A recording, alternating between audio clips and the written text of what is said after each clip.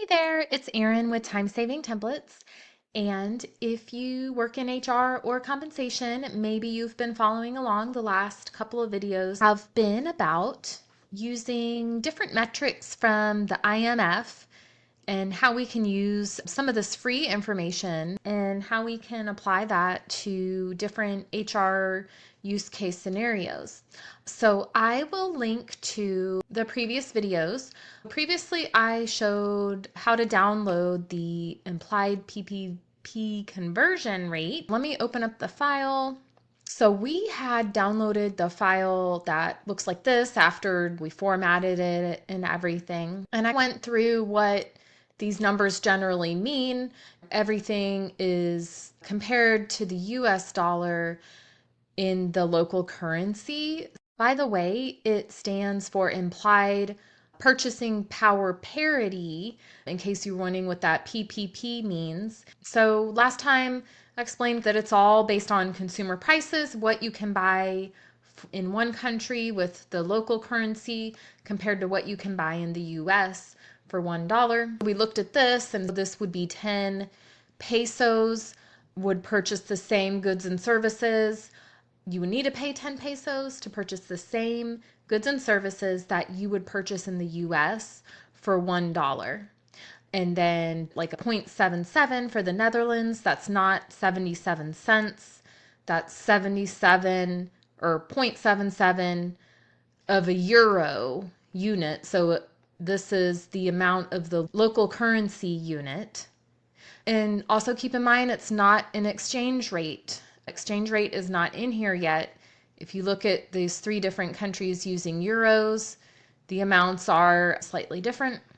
You'd have to make a decision which column to use, or if you're going to do some more calculations to average it out to get one number per country. So I'm just going to go ahead and use the 2025 amounts, which are estimates. They noted that it's estimates starting after 2024. So like I was going over in this PowerPoint, we need to do a calculation to get the exchange rate for each country calculated into the purchasing power parity. That will be the price level index percent. And we're just going to take the PPP rate that we pulled straight from IMF divided by the exchange rate and then times 100 to get it in percentage form. And that is going to tell us more information. Then we can more easily say for certain that it's cheaper than the US as far as how expensive it is to purchase goods and services. If it's close to 100%, then it's about equal. Greater than 100%, the goods and services are more expensive in that country. So it's easier to make that determination with price level index. And you'll see why in a minute. So what I did was I took a few of these countries and I started a new file. I put the PPP in green. I pasted this in from the other file that was downloaded. And then I manually looked up the market exchange rates and I put them here. So you're going to need to get the exchange rate to do this calculation. If your company may have an official exchange rate that they maybe finance updates it every month, if you're lucky, or you could just Google exchange rate conversion.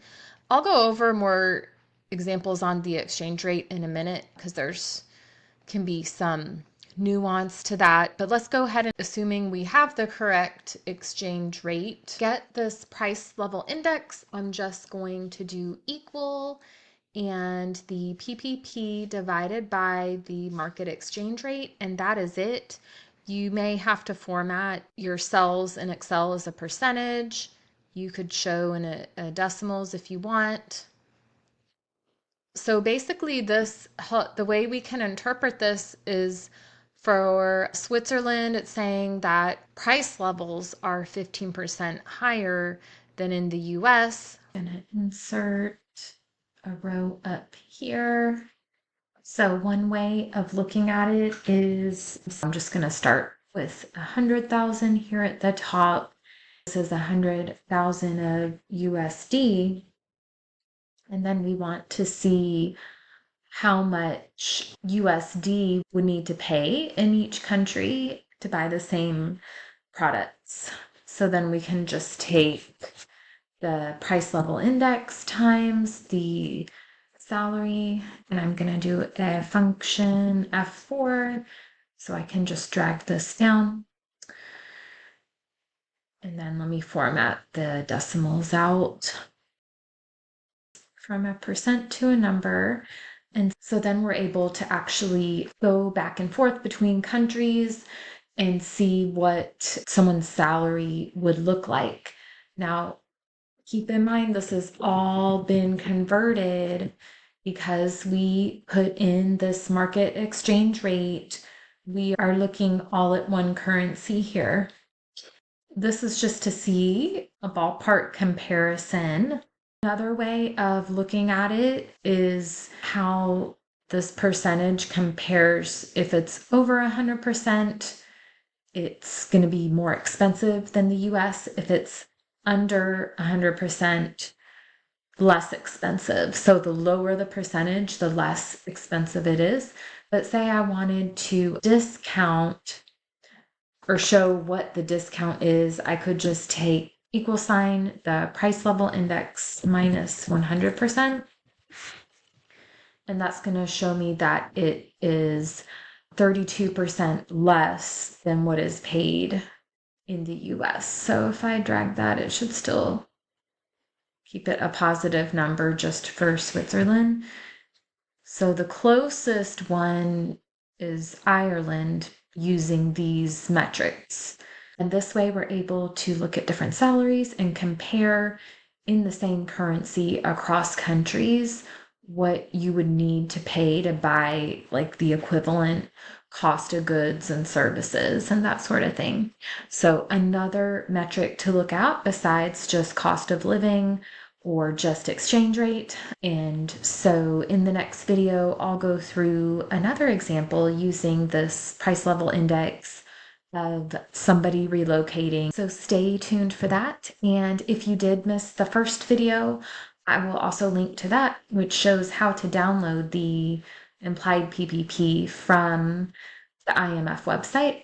Don't forget, we do have a different compensation and HR templates to help you with any type of salary adjustments, salary range, pay structure design, different analysis for your merit increases and things like that.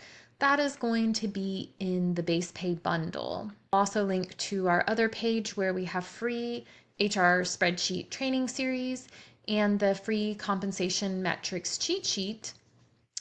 And then you can also browse some of our other bundles that we have and see how that works. Until next time, don't forget, I'm here to help you streamline and save time when it comes to using your Excel spreadsheets. Thanks.